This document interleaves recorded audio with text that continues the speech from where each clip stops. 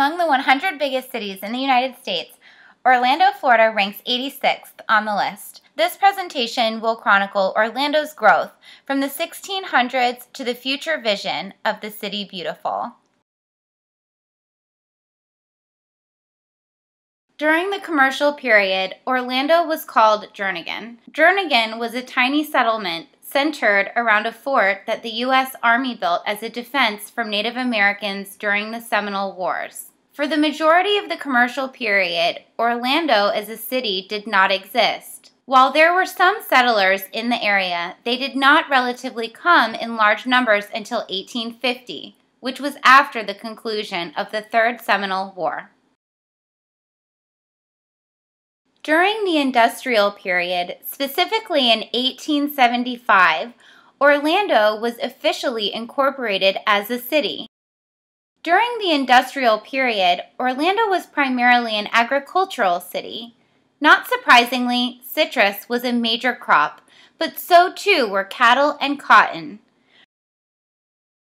Furthermore, during Florida's early days, only wealthy and famous people could afford to vacation in the state. Some were so fond of Florida that they decided to stay and farm or start another business.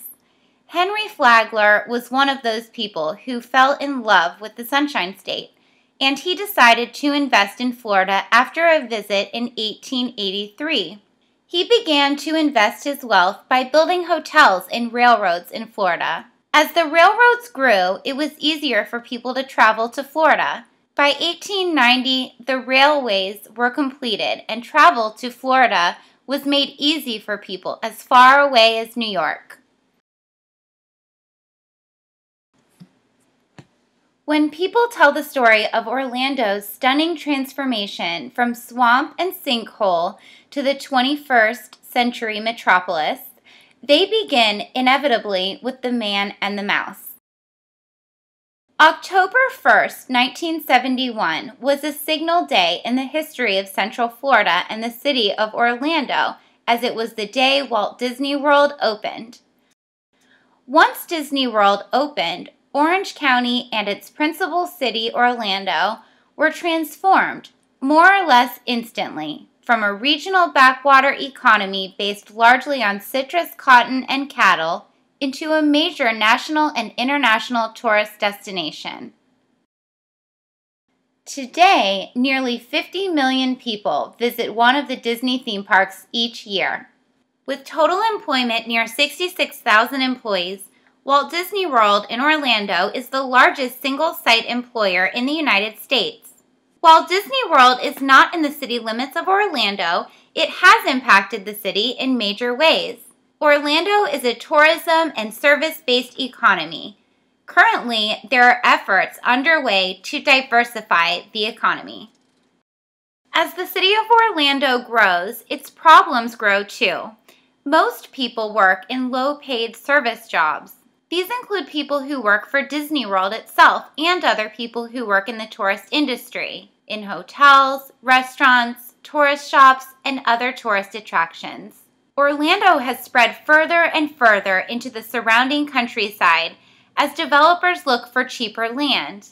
There is little public transportation, so the roads become more and more crowded with traffic. The level of public services is going down. Orlando has a very limited public transportation system. The most notable form of public transportation in Orlando is the Lynx bus system. Its main terminal is located in downtown Orlando on North Garland Avenue. It has 65 routes and stops all over Orlando. The fares range from $2 to $70. The Orlando area is going to have another way to travel once the new Sunrail train system is up and running. Once complete, Sunrail will stretch 61 miles from DeLand in the north to Poinciana in the south. One of the goals is to provide transportation to those who commute to work in the downtown Orlando area and to eliminate the traffic on major highways and interstates such as I-4. Another way that Orlando is trying to reconcile some of the struggles accompanied with urbanization is by developing communities that create areas which include residential, shopping, recreation, and business spaces together in its own community. This allows for people to be able to walk to places to eat and to purchase goods. A good example of this is Baldwin and Avalon Park. Another project under current development is a new performing arts center and the Creative Village. This is the site that builds upon the digital media industry, which fosters a live, work, learn, and play environment. It will have retail commercial space, offices, hotels, and residential units all in one.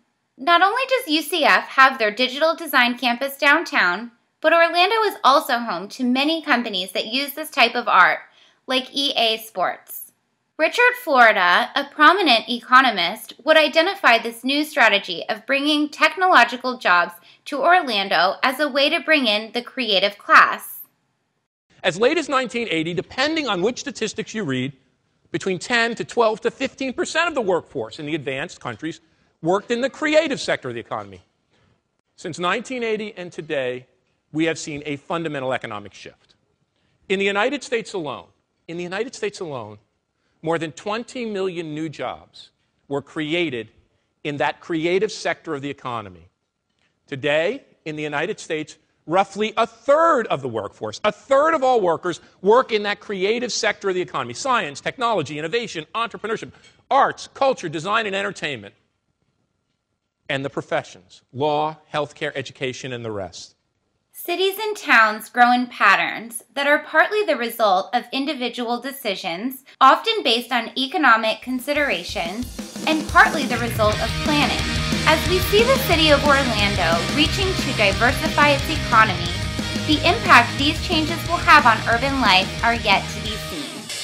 Be our guest, put our service to the test.